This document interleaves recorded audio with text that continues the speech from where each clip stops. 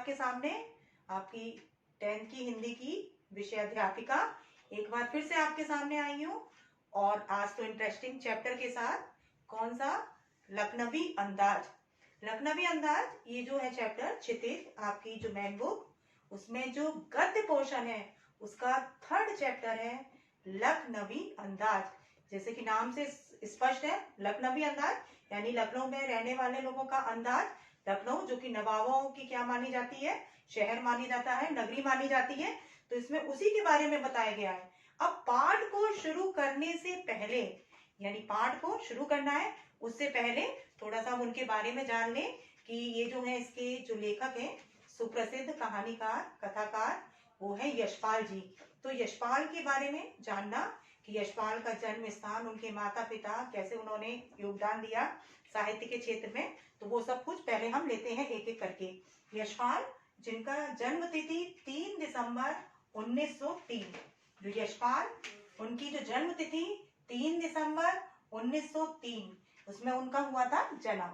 उसके बाद जन्म स्थान पंजाब के फिरोजपुर छावनी में, कि पंजाब के फिरोजपुर छावनी में उनका हुआ था जन्म। किसका हुआ था जन्म? यशपाल जी का।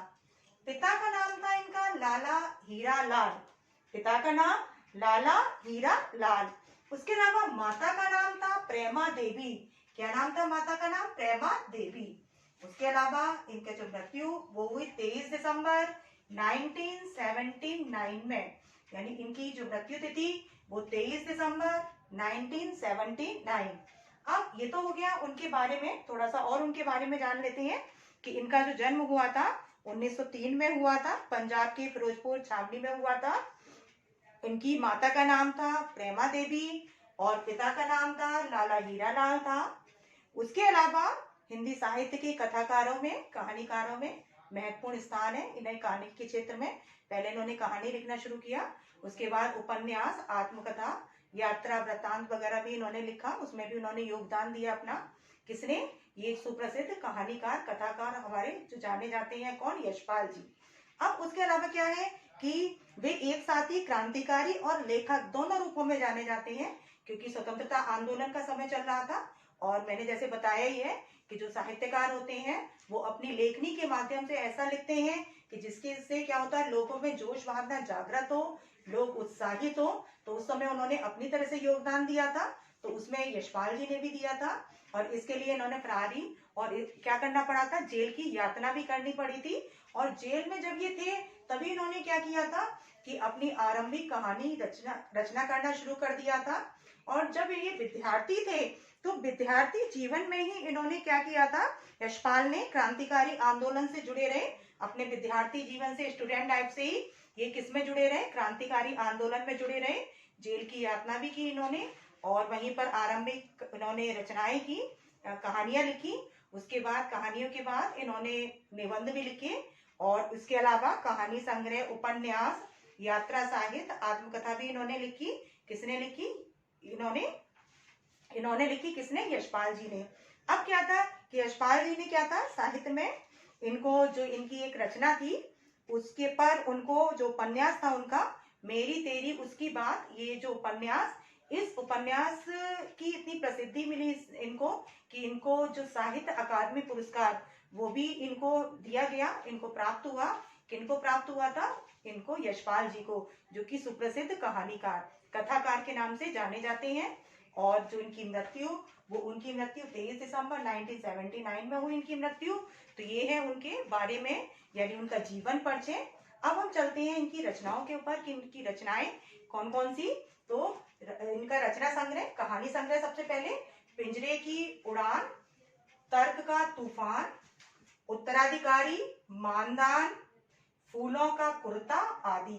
ये है इनकी क्या है, कहानी संग्रह। उपन्यास झूठा सच, मनुष्य के रूप, देशद्रोही, दादा कामरेड, दिव्या, मेरी तेरी उसकी बात आदि, जिसके लिए क्या मिला था इनको? उपन्यास के लिए साहित्य अकादमी पुरस्कार मिला था। यात्रा साहित्य यानी यात्रा वृत्तांत, राह बीती, लोहे के दीवारों के दोनों ओर आदि। आत्मकथा सिंहावलोकन, इसके 3 भाग थे, first part, second part and third part. तो सिंहावलोकन 3 पार्ट में था। अब क्या है, ये तो हमने आपको बताया बेटा किसके बारे में, जो हमारे सुप्रसिद्ध साहित्यकार कौन, यशपाल जी, उनके बारे में। अब हम चलते हैं किसका, पाठ का संक्षिप्त परिचय लेते हैं, पाठ के बारे में थोड़ा सा महत्वपूर्ण जानकारी कि पाठ में क्या बताया गया है। तो ये जो पाठ है वो क्या है, लखनवी अंदाज, जो लखनऊ के नवाबों के बारे में जिसमें बताया गया, उनके लखनवी अंदाज के बारे में बताया गया है। और ये क्या है, व्यंग रचना, ये क्या है, व्यंग रचना। और इसके जो लेखक है वो कौन है, यशपाल जी।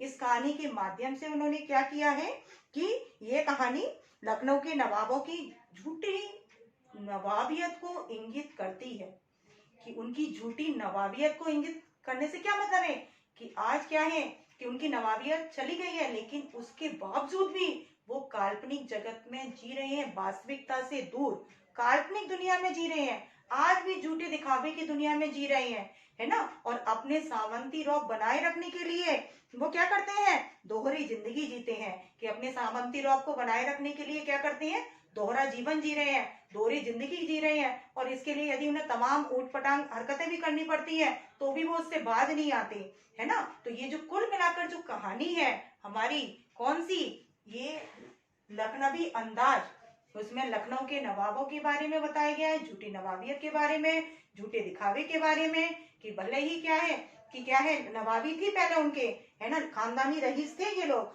लेकिन आज क्या है, वो रईसी सब खत्म हो गई है, नवाबियत खत्म हो गई है, सामंती वर्ग खत्म होता जा रहा है, लेकिन उसके बावजूद भी क्या है कि दिखावे का जीवन जी रहे हैं। उसके अलावा क्या है, वास्तविकता की दुनिया से, रियल लाइफ से दूर, रियलिटी से दूर काल्पनिक जगत में जी रहे हैं। कौन जी रहे हैं, ऐसे लोग, नवाब साहब जैसे लोग। तो कवि ने सो इंगित किया है, व्यंग किया है, कटाक्ष किया है, साथ साथ ये जो कहानी है वो क्या है, उपभोक्तावादी संस्कृति की ओर भी ले जाती है। लास्ट ईयर बेटा आप लोगों ने चैप्टर 9 में पढ़ा होगा, उपभोक्तावादी संस्कृति, कि हम जो कुछ भी देखते हैं, है ना, और विज्ञापन में देखा या किसी के पास देखा होड़ करते हैं, चाहे हमें उसकी आवश्यकता हो चाहे ना हो, कई बार हम क्या करते हैं, हास्यास्पद भी बन जाते हैं, हंसी का पात्र भी बन जाते हैं, है ना, कि पहन लिया, उसकी होड़ कर ली, हम समझ रहे हैं कि लोग हमारी तारीफ, पीछे से पता लग रहा है दूसरा हमारी क्या कर रहा है, हंसी कर रहा है, तो हम उसके लिए क्या है, हास्यास्पद भी बन जाते हैं। कई बार क्या वो चीज हम समझते हैं लाभकारी, हम खरीद कर ले आते हैं, पता लगता है दूसरे की होड़ में कि बहुत अच्छी है, महंगी है, हमारे लिए फायदा करेगी। जैसे तेल के उदाहरण, पता लगाए सर में लगाया, सर के बाल ही गायब हो गए, है ना। चेहरे पर क्या है, क्रीम बहुत अच्छी, लेकिन देखा कि चेहरा ही पूरा खराब कर दिया। तो क्या करते हैं, हम होड़ करते हैं, है ना, दिखावे की संस्कृति, जो देखते हैं उसी को ही खरीदना चाहते हैं, है ना, चाहे उसका हमारे ऊपर क्या है, हानिकारक प्रभाव पड़े, है ना, हमारे लिए लाभ ना हो, लेकिन फिर भी हम वोट करते हैं, उपभोक्तावादी संस्कृति। तो ये कहानी कुल मिलाकर क्या है, उपभोक्तावादी संस्कृति की ओर भी हमें ले जाती है, क्योंकि इसमें खीरे को लेकर है। नवाब साहब ने खीरा खरीदा था तो खाने के लिए, लेकिन क्या कर दिया था, उसको फेंक दिया था, उसको सजाया, नमक में जीरा सब कुछ काटा, लेकिन क्या करा, फेंक दिया, जबकि क्या था भाई, खीरा खाने के लिए लिया था, लेकिन उसको क्या करना, फेंक देना, बर्बाद करना, उसको बेकार कर देना। तो ये है कहानी। अब मैं कहानी लूंगी आपको, ये तो मैंने कहानी से संबंधित महत्वपूर्ण जानकारी दी कि इस कहानी के माध्यम से क्या बताना चाहते हैं, क्या कहना चाहते हैं यशपाल जी। अब जो हमारी कहानी है सारांश, वो मैं बताने जा रही हूँ सार रूप में।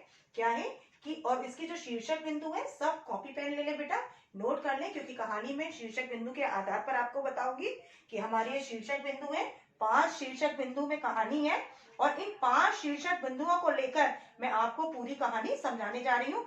सब ध्यान से समझेंगे। पहले सब शीर्षक बिंदु नोट कर लें, क्योंकि कई बार होता है बोर्ड में दिक्कत होती है बेटा, नहीं दिख रहा है वीडियो में, क्योंकि आमने सामने जब क्लास होती है तो सारा कुछ बोर्ड का अच्छा दिख रहा होता है। कई बार ये समस्या बच्चों के सामने आ जाती है, तो मैं बोल भी रही हूँ बेटा, यदि बोर्ड का दिख रहा है तो आप बोर्ड से नोट करो, यदि मैं बोल रही हूँ तो बोल कर, है ना, और इसी से ही नोट्स बनाओ आप बेटा। यही मेरे नोट्स है, मैं बेटा लिख कर नहीं देती। मेरे नोट्स क्या है, आपको बोलना, बताना, समझाना।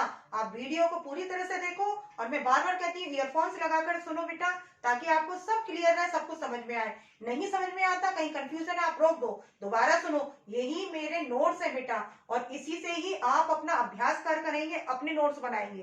क्लियर है? तो ये मैं आपको पूरा दे रही हूँ वीडियो के माध्यम से, सब बहुत अच्छे से समझेंगे, ध्यान से समझेंगे। क्लियर है? तो सबसे पहले सब शीर्षक बिंदु लिखेंगे। पहला हमारा जो शीर्षक बिंदु है वो क्या है कि सेकंड क्लास का टिकट लेने का उद्देश्य। पहला शीर्षक बिंदु कि सेकंड क्लास का टिकट लेने का उद्देश्य, सेकंड क्लास का टिकट लेने का उद्देश्य, ये है हमारा पहला शीर्षक बिंदु। सबको समझ में आ रहा होगा। दूसरा, डिब्बे में नवाब साहब की उपस्थिति, डिब्बे में नवाब साहब की उपस्थिति, डिब्बे में नवाब साहब की उपस्थिति। डिब्बा कौन सा? रेल का डिब्बा, उसमें नवाब साहब की उपस्थिति। तीसरा जो हमारा पॉइंट है, लेखक नवाब साहब और खीरा, लेखक नवाब साहब और खीरा, कॉमा लगाएंगे। लेखक, लेखक के आगे कॉमा, फिर आगे लिखेंगे नवाब साहब और नवाब साहब के बाद क्या लिखेंगे? खीरा। क्लियर? ये हमारा थर्ड पॉइंट है। एंड हमारा फोर्थ पॉइंट क्या है? नवाब साहब का खीरा खाने का विशिष्ट ढंग। नवाब साहब का अपनी नवाबियत दिखा रहे थे, झूठी नवाबियत दिखाने के लिए, दिखावटी जीवन शैली सामंती वर्ग की। तो क्या है? नवाब साहब का खीरा खाने का विशिष्ट ढंग, नवाब साहब का खीरा खाने का विशिष्ट ढंग। उसके बाद हमारा जो फिफ्थ नंबर का है, लास्ट, वो क्या है शीर्षक बिंदु? नई कहानी का आधार, नई कहानी का आधार। क्लियर? फिर से एक बार देख ले पॉइंट को सब ध्यान से, कि सेकंड क्लास का टिकट लेने का उद्देश्य, सेकंड क्लास का टिकट लेने का उद्देश्य। दूसरा, डिब्बे में नवाब साहब की उपस्थिति, डिब्बे में नवाब साहब की उपस्थिति। अभी ध्यान भटक रहा है इधर उधर, सावधानी हटी दुर्घटना घटी, ध्यान से। तीसरा, लेखक नवाब साहब और खीरा, लेखक नवाब साहब और खीरा। थर्ड पॉइंट, नवाब साहब का खीरा खाने का विशिष्ट ढंग, नवाब साहब का खीरा खाने का विशिष्ट ढंग। फोर्थ हमारा जो है, फिफ्थ लास्ट, नई कहानी का आधार। ये हमारे क्या है? शीर्षक बिंदु। सबको समझ में आ गए होंगे। अब पहला शीर्षक बिंदु लेकर चलते हैं हम, उसके आधार पर सेकंड क्लास का टिकट लेने का उद्देश्य, क्योंकि पात्र तो इसमें कम ही है ही नहीं, कितने मुश्किल से, दो लेखक है एक, और एक कौन है? नवाब साहब। पूरी कहानी उसी पर है। और स्टेशन का एक दृश्य था कि खीरा बेचने वाला था, वो दिखा था, और जिससे टिकट ली थी उन्होंने। तो पात्र क्या है? कम, पात्र की क्या है? कमी इसमें अधिक नहीं है, लेकिन पात्रों का होना कि कौन है? लेखक और नवाब साहब इसके मुख्य पात्र हैं। पूरी कहानी इन्हीं के इर्द गिर्द घूम रही है, लेखक और नवाब साहब के इर्द गिर्द। तो सेकंड क्लास का टिकट लेने का उद्देश्य, ध्यान दें किसके लिए? कि ये कहा जा रहा है लेखक के लिए। लेखक कौन? यशपाल। लेखक कौन? समझ रहे? यशपाल। कि उन्होंने टिकट लिया था, उसका उद्देश्य, उन्होंने सोचा कि सेकंड क्लास का टिकट ले लेंगे तो उनको अपनी कहानी के लिए आवश्यक तत्व चाहिए थे, कहानी चाहिए थी, उन्हें रचना करनी थी। तो उन्होंने सोचा सेकंड क्लास का टिकट लेंगे तो प्राकृतिक दृश्य देख के, भाई एसी वगैरह होता है बेटा, तो उसमें क्या होता है? सब बंद हो जाता है, कुछ भी नहीं दिखता। उन्होंने सोचा कि यदि सेकंड क्लास का लेंगे तो खिड़की से क्या है? प्राकृतिक दृश्य वगैरह देखते चले जाएंगे, तो उनको अपनी कहानी के क्या है? आवश्यक तत्व मिल जाएंगे। हो सकता है कोई कहानी मिल जाए जिसकी वो क्या कर ले? रचना। तो अपनी कहानी रचना के उद्देश्य से, एकांत के उद्देश्य से, कि एकांत में अपनी कहानी की रचना कर सकेंगे अच्छे से, और उनको आवश्यक तत्व भी मिल जाएंगे, प्राकृतिक दृश्य भी मिल जाएंगे, ये सोचकर किसने? लेखक यशपाल ने। क्योंकि रचनाकार भाई हम है, पढ़ाई वाला है, उसको हर समय अपने दिमाग में वही चलता है ना, पढ़ने वाला है ना, उसको किताब अपनी पढ़ाई वही दिखती है जो जिस काम में। खेल वाले को अपना खेल दिखता है, संगीत वाले को अपना हर चीज में संगीत ही सुनाई देता है। जैसे बिस्मिल्लाह खां थे, शहनाई वादक थे, उनको क्या था कि जो कढ़ाई में कचौड़ी तली जाती थी उसी में ही उनको संगीत सुनाई देने लगता था। तो वैसे ही क्या था कि जो हमारे लेखक कौन? यशपाल, उनका जो उद्देश्य था सेकंड क्लास का टिकट लेने का, वो जो उद्देश्य था वो क्या था? एकांत मिल जाएगा, अपनी नई कहानी की रचना कर सकेंगे, प्राकृतिक दृश्य उनको मिल जाएंगे जिसको वो अपनी रचना में बद्ध कर देंगे। तो ये सोचकर उन्होंने सेकंड क्लास का टिकट लिया। सबको क्लियर हो गया होगा कॉन्सेप्ट? सबका कंफ्यूजन दूर अब पूरी तरह से। अब क्या है? डिब्बे में नवाब साहब की उपस्थिति। जब वो चढ़े किसमें? डिब्बे में, तो उन्होंने देखा एक सफेद पोश पालती मारे पहले ही बैठा हुआ है डिब्बे में। और वो कौन बैठे थे? लखनऊ के नवाब, है ना। अब वो पालती मारे क्या करे हुए थे? बैठे हुए थे। और उनके सामने क्या रखे हुए थे? तौलिया बिछी हुई थी और 2 खीरे रखे हुए थे उनके सामने। तो जब क्या था कि डिब्बे में नवाब साहब की उपस्थिति, और जब वो चढ़े तो जो नवाब साहब थे उन्होंने उनको अनदेखा कर दिया। उनके चेहरे पे असंतोष का भाव दिखाई देने लगा नवाब साहब के। उनको अच्छा नहीं लगा उनका चढ़ना, और वो खिड़की से बाहर देखने लगे, उनको अनदेखा करने का नाटक करने लगे। उन्होंने कोई बात भी नहीं करी, कोई रुचि नहीं ली की किसमें, लेखक में। तो लेखक ये समझ गया कि नवाब साहब को उसका डिब्बे में चढ़ना तनिक भी अच्छा नहीं लग रहा है ना। तो क्या था बेटा, फिर से समझ लें कि डिब्बे में नवाब साहब की उपस्थिति दूसरा है। तो नवाब साहब की उपस्थिति क्या है कि जब लेखक डिब्बे में चढ़ा टिकट लेकर, तो उसने तो ये सोचा एकांत में, लेकिन क्या था कि वहां पर कौन बैठे थे, पालती मारे सफेद पोश। सफेद पोश का मतलब क्या है कि सभ्य व्यक्ति कौन, वो बैठे हुए थे। कौन बैठे हुए थे, नवाब साहब, जो कि पालती मारे बैठे हुए थे आराम से। और क्या कर रहे थे, सामने तौलिया पर सीट पर रखे हुए थे 2 खीरे, और खिड़की से बाहर देखते रहे बराबर वो। उन्होंने उनको अनदेखा करा, किसको, लेखक को, और असंतोष का भाव भी दिखाई दे रहा था। यानी ये लेखक समझ में आ रहा था लेखक को कि उनका इस डिब्बे में चढ़ना नवाब साहब को अच्छा नहीं लग रहा है ना। इसीलिए वो क्या थे, बात करने के लिए भी उनसे उत्सुक नहीं थे नवाब साहब, और लेखक भी, यानी दोनों क्या थे, एक दूसरे से बात करने के लिए तनिक भी उत्सुक नहीं हुए। ना तो लेखक ने ही कोई अपनी तरफ से बात की और ना ही नवाब साहब ने। क्लियर है।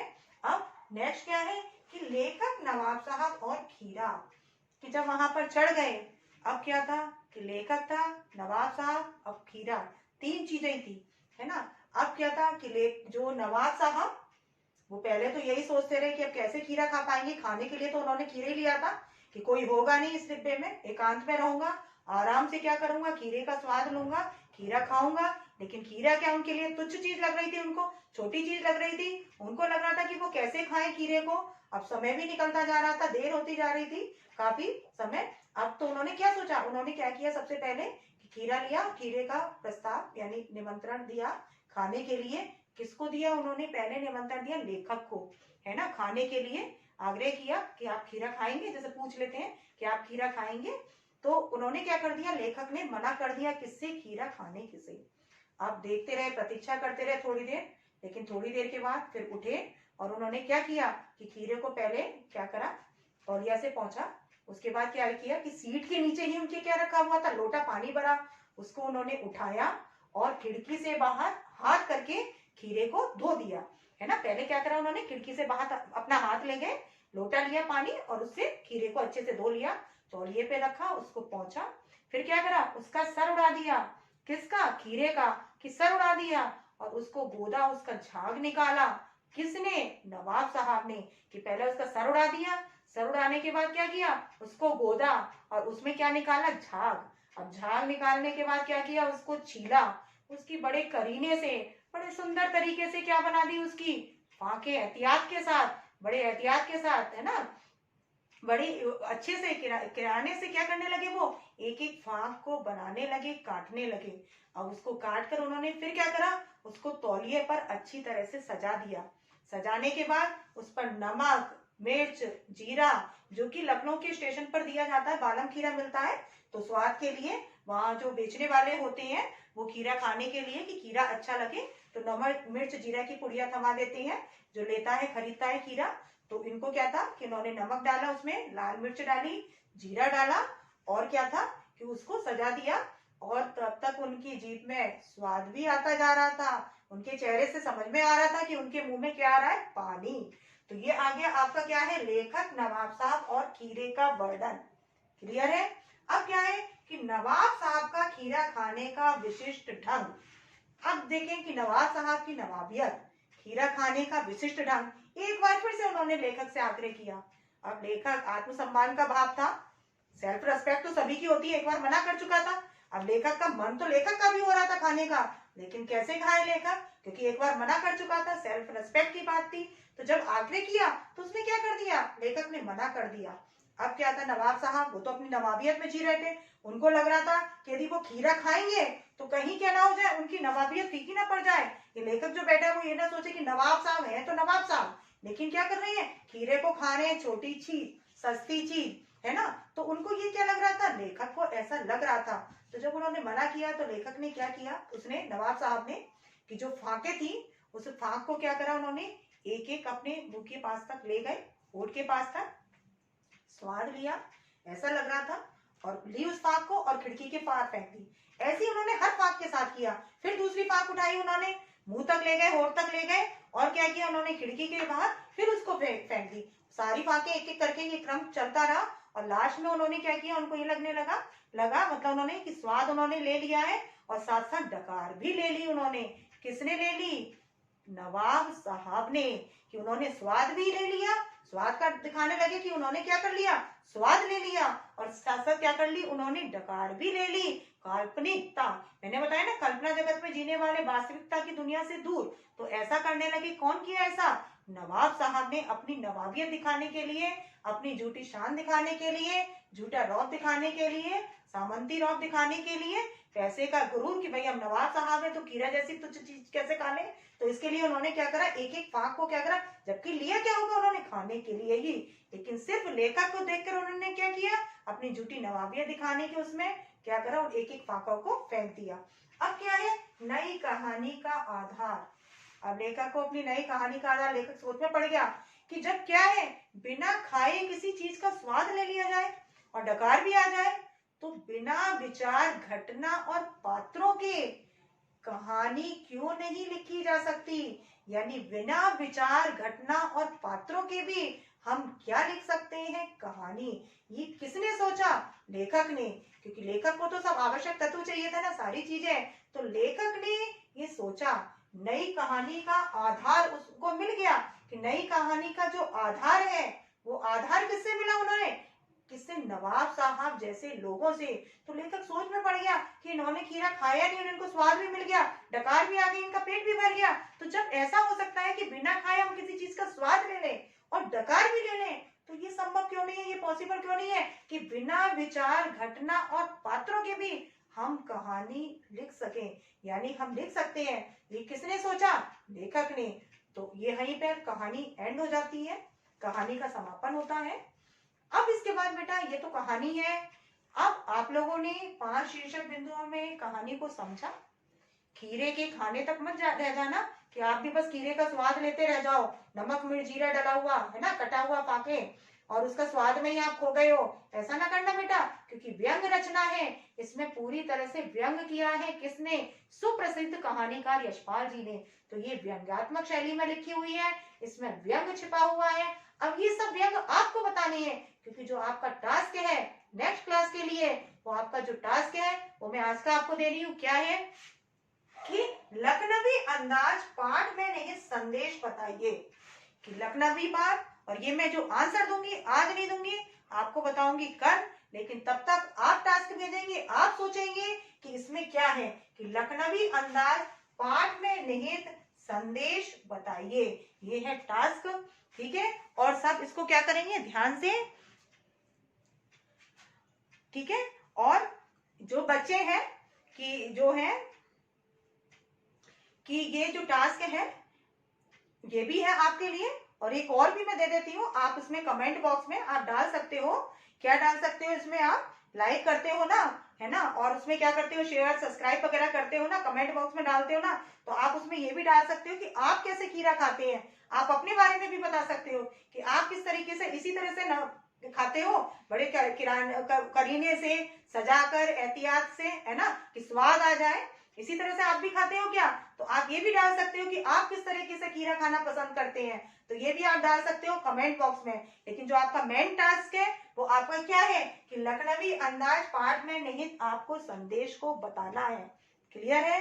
तो बेटा सब ध्यान से देखेंगे, और एक बार नहीं दोबारा भी, क्योंकि कहानी उतनी ज्यादा आसान भी नहीं है, छोटी जरूर है लेकिन आसान नहीं है, और सबको अच्छे से दिख रहा होगा नहीं है, तो मेरी आवाज से आप सुनेंगे और उसको अपनी अभ्यास कॉपी पर नोट करेंगे।